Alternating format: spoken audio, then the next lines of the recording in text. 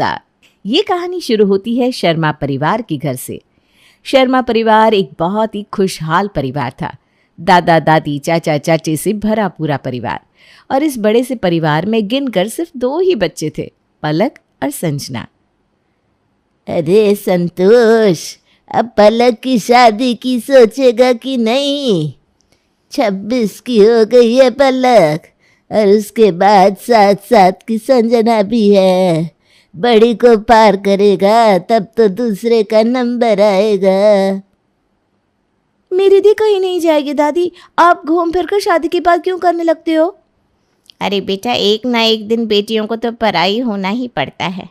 और तू क्या बोल रही है? तेरी दीदी के जाने के बाद तू खुद मुझे बोलेगी, मम्मी अब मेरा इस घर में मन नहीं लगता, मेरी भी शादी करा दो। हाँ तो फिर ठीक है, मैं उसी घर में शादी करके जाऊंगी जहाँ दीदी जाएगी। ठीक है ना दीदी?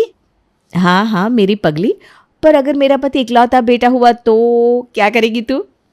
पड़ोसी तो होंगे ना उनके, कोई जंगल में तो जाओगी नहीं तुम, पड़ोसी के घर में शादी कर लूंगी। ये थी पलक और संजना। दोनों में इतना प्यार कि क्या कहना। संजना अपनी दीदी के बिना 1 मिनट नहीं रह सकती थी, और ऐसा ही पलक के लिए भी था। रात को खाने के टेबल पर सुषमा सभी के प्लेट में मिठाइयाँ परोसती है, पर पलक की प्लेट में नहीं, जिसे देखकर संजना को बहुत बुरा लगता है। ये लो दीदी, तुम मेरे प्लेट की मिठाई खा लो। हद कर दी मम्मी ने, अभी तो तुम्हारी शादी हुई भी नहीं और ये अभी से ही तुम्हें पराई कर रही हैं।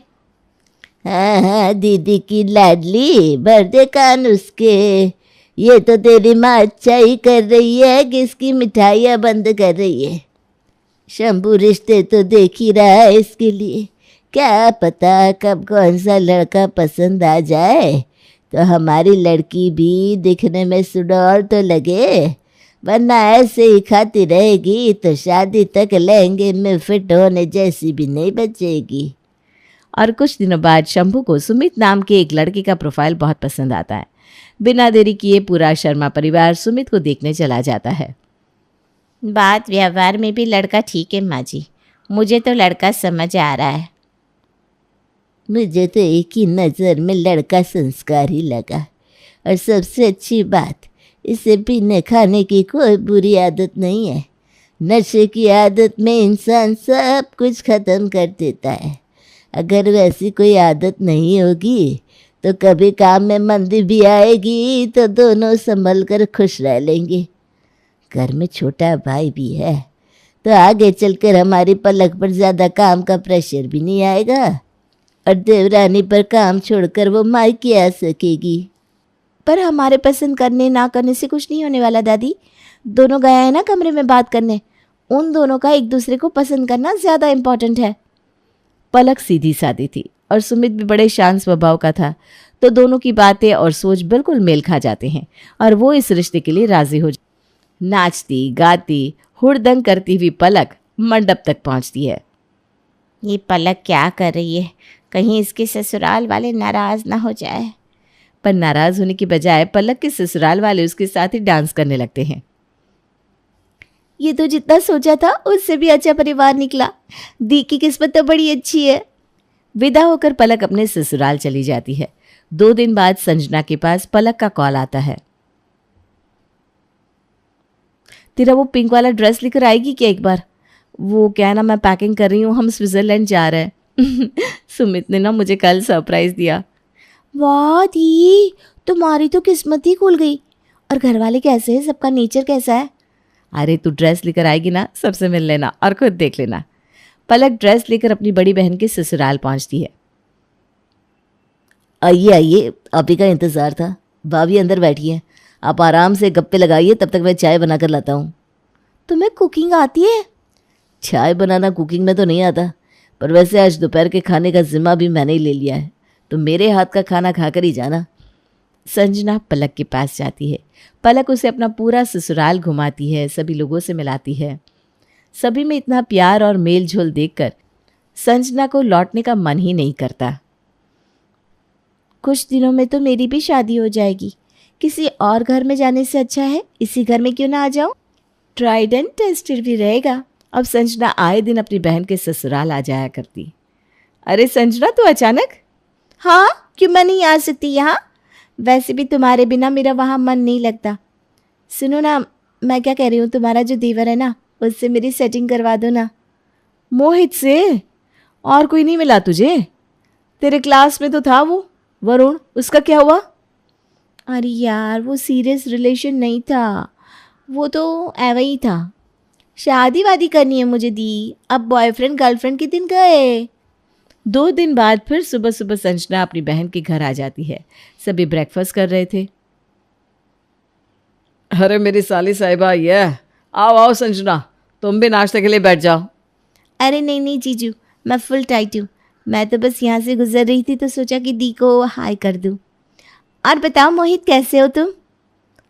किस साइड जा रही थी तुम? 10 मिनट रुक जाओ, मोहित भी दुकान के लिए निकल रहा है, वो तुम्हें छोड़ता हुआ चला जाएगा। अपनी बहन की ओर देखकर संजना आंख मारकर मोहित के साथ निकल जाती है और अपने घर वापस लौटने के बाद उसे फ़ोन करके फिर से वही बात कहती है। तुम करोगी या नहीं अपने ससुराल वालों से बात? किसी काम की नहीं हो बहन तुम। बचपन से मैंने कुछ भी किया ना, बचपन से मैंने कुछ भी लिया तो दो दो लिया। जब तुम्हारी बारी आई तो तुम कन्नी काट रही हो। पता नहीं कैसी देवरानी आएगी तुम्हारी, शादी के बाद तुम्हारी बैंड बजा कर रखेगी। ये चाहती हो क्या तुम? मैं यहाँ तुम्हारी फिक्र कर रही हूँ और तुम्हें खुद की ही पड़ी है। अरे ऐसी बात नहीं है संजना, मैंने कल बात करने की कोशिश की थी पर मेरी सास ना बात बीच में काट कर चली गई। अच्छा, आज ना मैं डायरेक्ट खाने के टेबल पर सभी के सामने मोहित की शादी की बात छेड़ देती हूँ और जैसे ही सब लड़की देखने की बात करेंगे मैं तुम्हारा नाम सजेस्ट कर दूंगी। बाकी मोहित और मेरी इतनी ट्यूनिंग तो हो ही गई है कि वो खुद ही मेरा नाम सजेस्ट कर देगा। तुम बात तो छेड़ो। और अपनी बहन की जिद के आगे रात को खाने के टेबल पर पलक इस बात को छेड़ ही देती है, जिसे सुनते ही मोहित शर्मा कर अपने कमरे में चला जाता है। ये लो मम्मी, लड़के की तो हाँ, तकलीफ तो मुझे भी नहीं है बेटा, पर बड़े बुजुर्ग कह कर गए हैं कभी एक ही घर की 2 बेटियां अपने घर नहीं लानी चाहिए, क्योंकि अगर इन दोनों के बीच संबंध बगड़े ना तो सिर्फ ये घर नहीं, इनका मायका भी तबाह हो जाएगा। ये किस ज़माने की बात करने लग गई आप किरण जी? ऐसे तो आपकी दोनों बहनें भी एक ही घर में गई हैं, कभी अनबन हुई है क्या दोनों के बीच? इंसान को खुद ठीक रहना पड़ता है। ठीक है, तो बहू तू अपने घर पर बात कर, देख वो लोग क्या कहते हैं। जिस चीज़ का डर किरण के मन में था वही डर संजना की दादी के मन में भी था। 2 बहनों को जेठानी देवरानी बनाने का रिस्क मत लो शंभू, मुझे ना ये मामला गड़बड़ लग रहा है। क्या दादी, अगर 2 बहनें एक घर में रहेगी तो टूटने वाले घर को भी जोड़ कर रखेगी। और दीदी ने इस बात को अपने घर पर छेड़ भी दिया है। अगर हम मना करेंगे तो इसका इम्पैक्ट दीदी पर पड़ेगा ना। हाँ, ये बात तो संजना ठीक कह रही है। और वैसे भी रिश्ते की बात हमने तो चलाई नहीं, लड़के वालों ने खुद ही भेजा है रिश्ता। सब देखा सुना भी है तो मन में टेंशन नहीं रहेगी किस बात की। बाकी अगर कुछ होना होगा तो संजना कहीं और भी ब्याह कर जाएगी तो वहाँ भी होगा।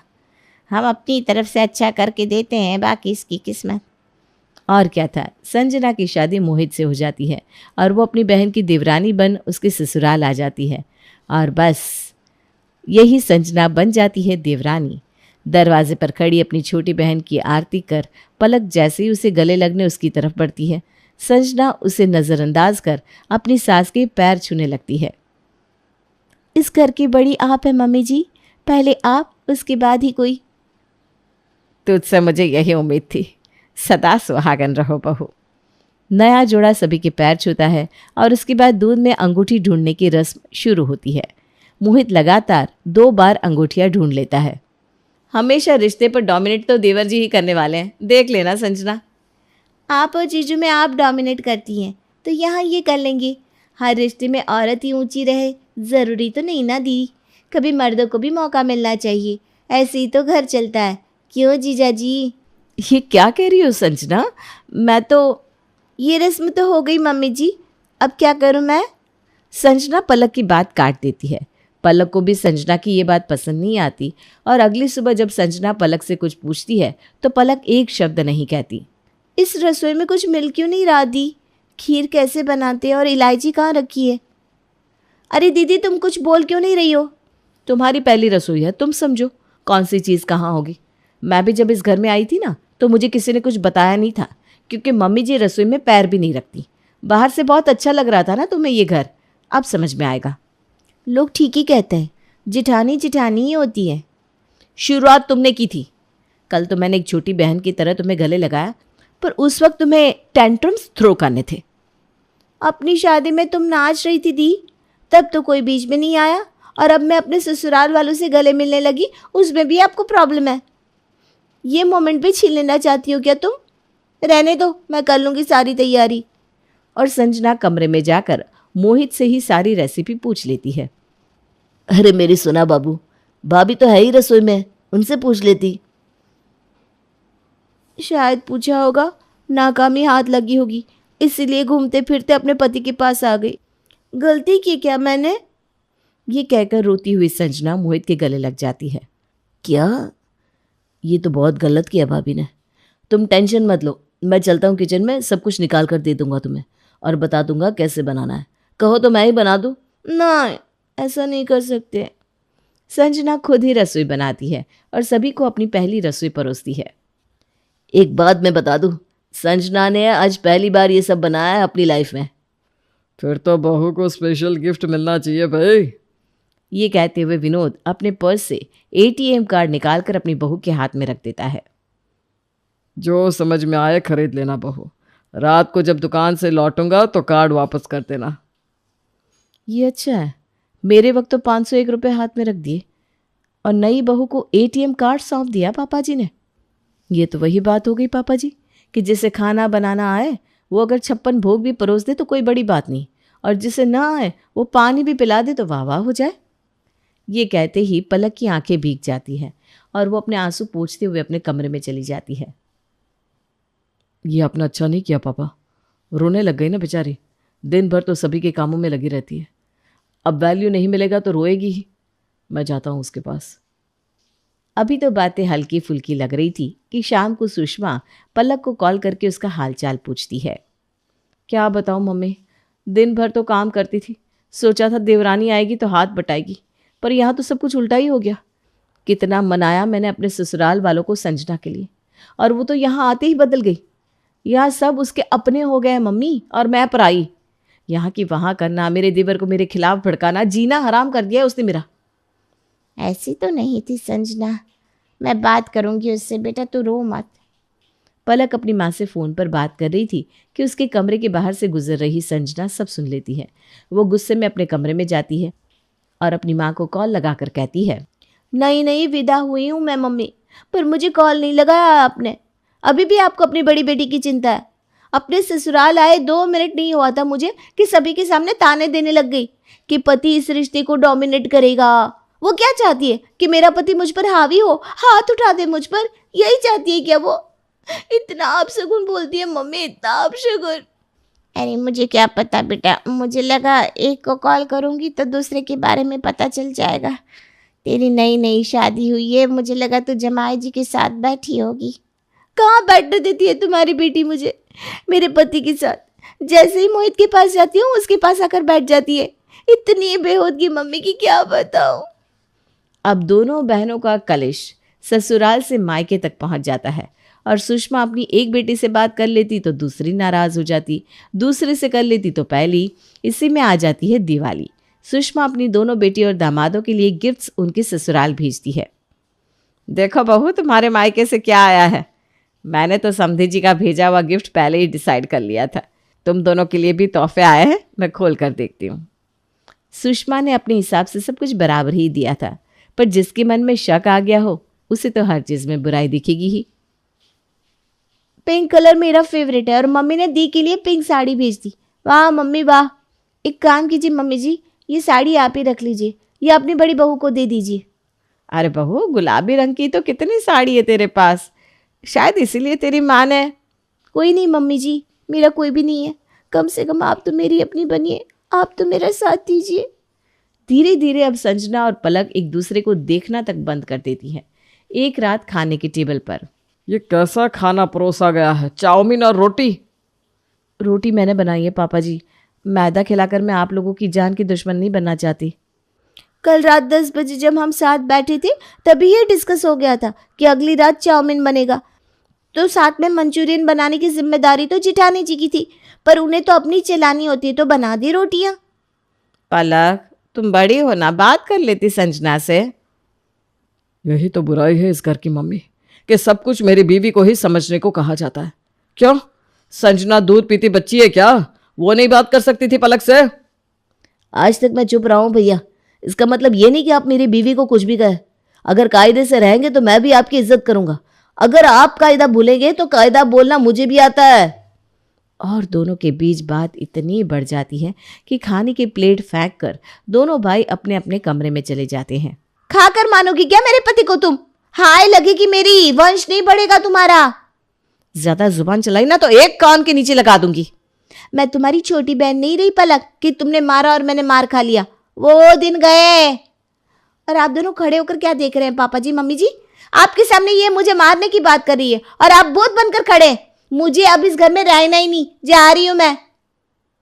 और अंधेरी रात को बिना कोई सामान लिए संजना अपने घर से निकल जाती है। सभी उसके मायके में फ़ोन लगाते हैं पर वो वहाँ भी नहीं जाती। मोहित उसे ढूंढने जाता है तो वो उसे पार्क में बैठी हुई मिलती है। ये क्या हालत बना ली है तुमने अपनी संजना? और ऐसे तुम पार्क में आकर बैठ गई, तुम्हें कुछ हो जाता तो? जमाना कितना खराब है। तो कहाँ जाती मोहित? मेरा मायका भी उस पलक ने छीन लिया और ससुराल भी। अब तुम्हें उस औरत के साथ रहने की कोई जरूरत नहीं है।